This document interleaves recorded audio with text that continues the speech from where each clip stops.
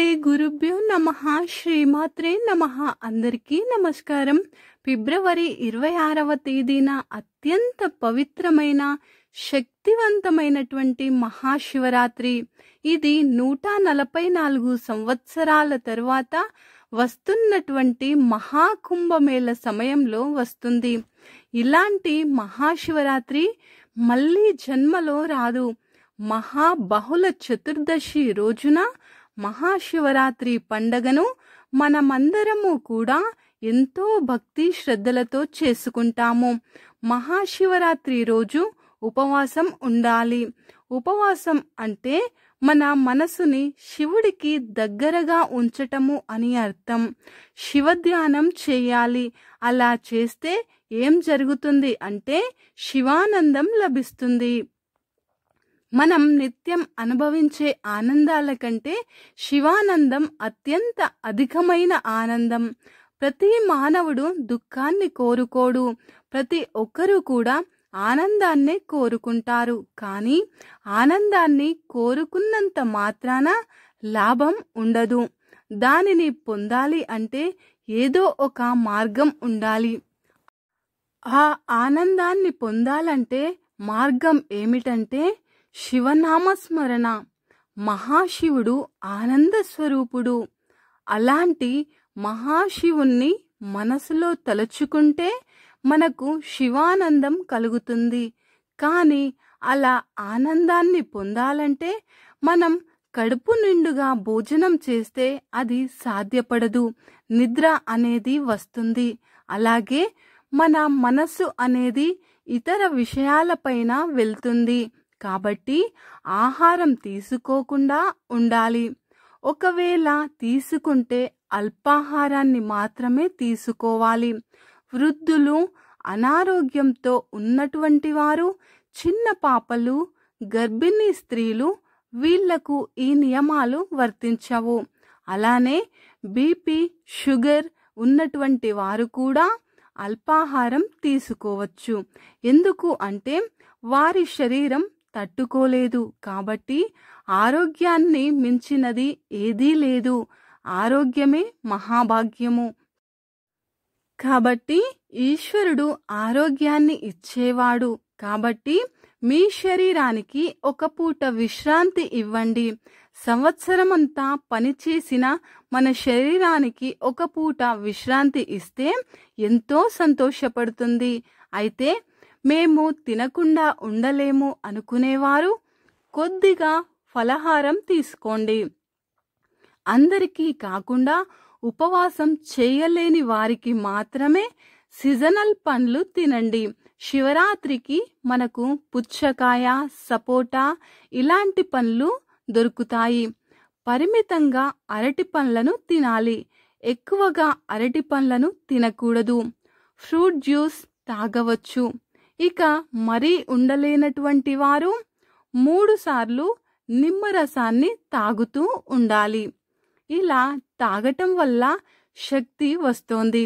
ఇలా ఈ రోజున శివుడి మీద మనసుని లగ్నం చేస్తే శివానందం కలుగుతుంది. ఇక ఉపవాసం ఉన్నవారు పండ్లు మరియు పండ్ల రసాలని తాగవచ్చు. వండినటువంటి ఆహారాలను మాత్రం తినకూడదు. ఇలా ఈరోజు ఉపవాసం ఉండి శివుడికి దగ్గరగా ఉంటే ఎన్నో కోట్ల రేట్ల పుణ్యఫలం దక్కుతోంది. ఈ రోజున ప్రతి ఒక్కరు కూడా ఓం నమః శివాయ అనే పంచాక్షరి మంత్రాన్ని మనసులో జపించుకొని మనసులో ఆ శివుని యొక్క స్వరూపాన్ని దర్శించుకోవాలి. ఇలా ఈరోజు మీరు ఏ పని చేస్తున్నా కూడా కేవలం ఓం నమః శివాయ అనే మంత్రాన్ని ఎన్నిసార్లు వీలైతే అన్నిసార్లు మీ మనసులో జపించుకుంటే ఎన్నో జన్మల పుణ్యాన్ని పొందుతారు. ముక్తి లభిస్తుంది. శివ సాహిత్యం లభిస్తుంది. ఓం నమః శివాయ అనే మంత్రం ఆ మహాశివుడే మానవాళికి ఉపదేశించిన మంత్రం. ఈ మంత్రాన్ని ఈ మహాశివరాత్రి రోజున జపించడం వలన ఎలాంటి పాపాలు అయినా సరే తొలగించేస్తాయి. ఎంతో పుణ్యం వస్తుంది. ఇక మహాశివరాత్రి రోజున ఏమి చేస్తే దరిద్రాలు అన్నీ కూడా తొలగిపోయి అష్టైశ్వర్యాలు కలుగుతాయో తెలుసుకుందాం.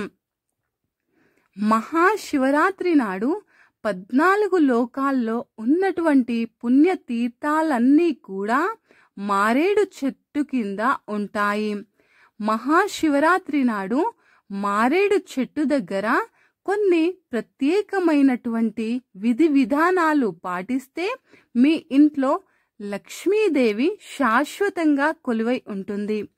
మహాశివరాత్రి రోజు ఎవరైనా సరే ఎక్కడైనా దగ్గరలో ఉన్నటువంటి శివాలయంలో మారేడు మొక్కని నాటండి.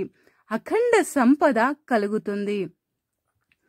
అలా కుదరకపోతే మీ ఇంట్లో తులసి కోట పక్కన చిన్న కుండిని ఏర్పాటు చేసుకొని ఆ కుండీలో మారేడు మొక్కని నాటి ఆ మారేడు మొక్క దగ్గర శివలింగాన్ని ఉంచి అక్కడ జలాభిషేకం చేయండి.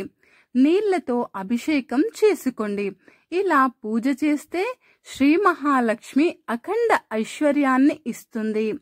ఒక మారేడు దళాన్ని పరమశివుడికి ఎన్నిసార్లైనా సమర్పించవచ్చు, పూజలో వాడవచ్చు.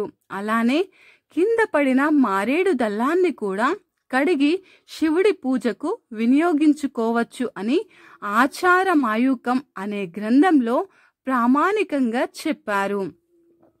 అలాగే ఎవరైనా సరే మహాశివరాత్రి నాడు అఖండ సామ్రాజ్య ఆధిపత్యం రావాలంటే, బ్రహ్మాండమైన పదవులు, అద్భుతమైన రాజయోగం, అలాగే మంచి ప్రమోషన్లు రావాలంటే మారేడు దళం కొబ్బరి నీళ్లల్లో మంచినీళ్లల్లో ముంచిన మారేడు దళం శివలింగం దగ్గర కానీ లేదంటే శివుడి యొక్క చిత్రపటం దగ్గర కానీ ఉంచి నమస్కారం చేసుకోండి. ఇలా చేస్తే మహా దైశ్వర్యం కలుగుతుంది, అధికార పదవులు లభిస్తాయి. శివరాత్రి రోజు ఇలా చేస్తే తిరుగులేని రాజయోగం పడుతుంది.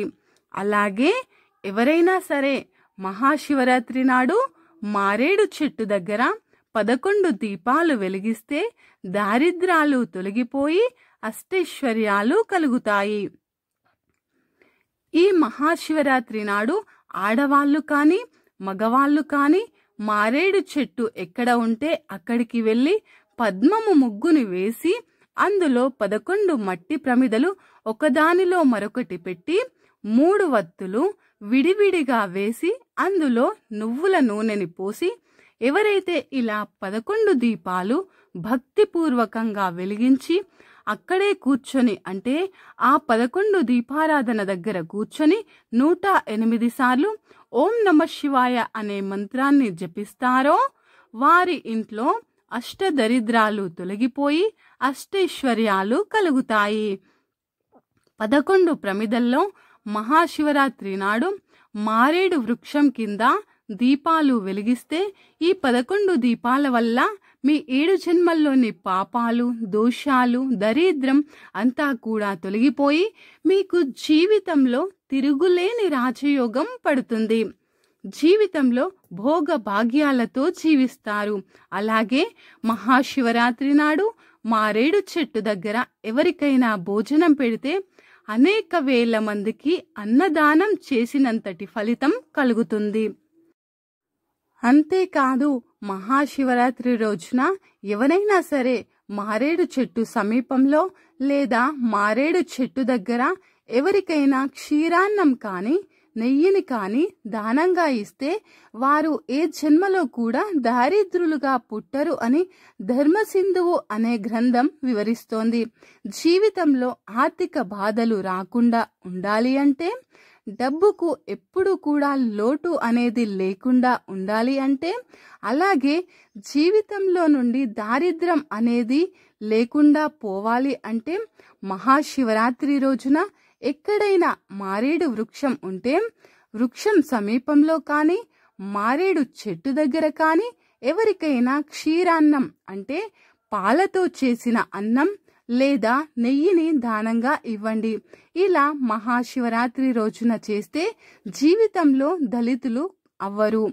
ఆర్థిక ఇబ్బందులు ఉండవని ధర్మసింధువు అనే గ్రంథంలో చెప్పారు. అలానే మహాశివరాత్రి రోజున పరమశివుడికి మారేడు దళాన్ని సమర్పించటం మాత్రం అస్సలు మర్చిపోవద్దు. ముఖ్యంగా మారేడు దళములతో పూజ చేసే సమయంలో కాడ తీసేయకుండా పూజ చేయాలి.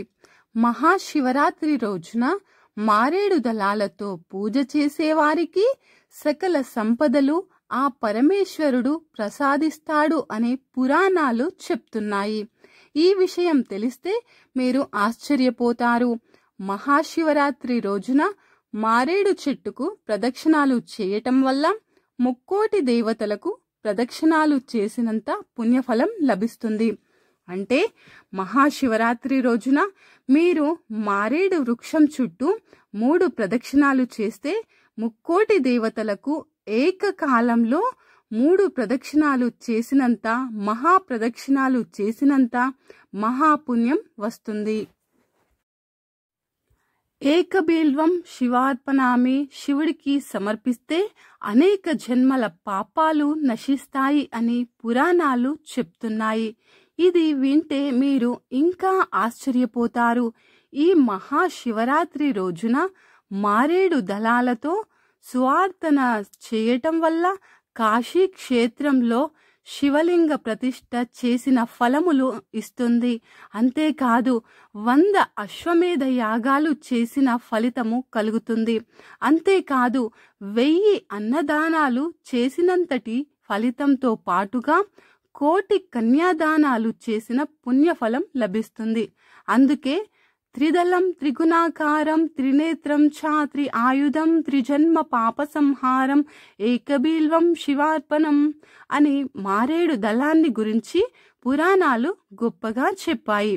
అందుకే ఇంట్లో ఐశ్వర్యం తగ్గుతున్నా, పిల్లలకు ఉద్యోగాలు రాకపోయినా, ఆర్థిక ఇబ్బందులు, మరే ఇతర అనేక సమస్యలు ఉన్నా సరే మారేడు దళాన్ని తీసుకొని శివలింగం పైన వేయాలి. మారేడు దళంతో పూజ చేసేటప్పుడు చిన్న బెల్లం ముక్కని అయినా సరే శివలింగానికి మహా నైవేద్యంగా పెట్టాలి. అదృష్టం, ఐశ్వర్యం కలిసి వస్తాయి. ఈ వీడియో గనుక మీకు నచ్చినట్లయితే లైక్ చేయండి, షేర్ చేయండి, ఓం నమ శివాయ అనే చిన్న కామెంట్ పెట్టండి. అలాగే సబ్స్క్రైబ్ చేసుకోవడం మర్చిపోకండి ఫ్రెండ్స్. ధన్యవాదములు.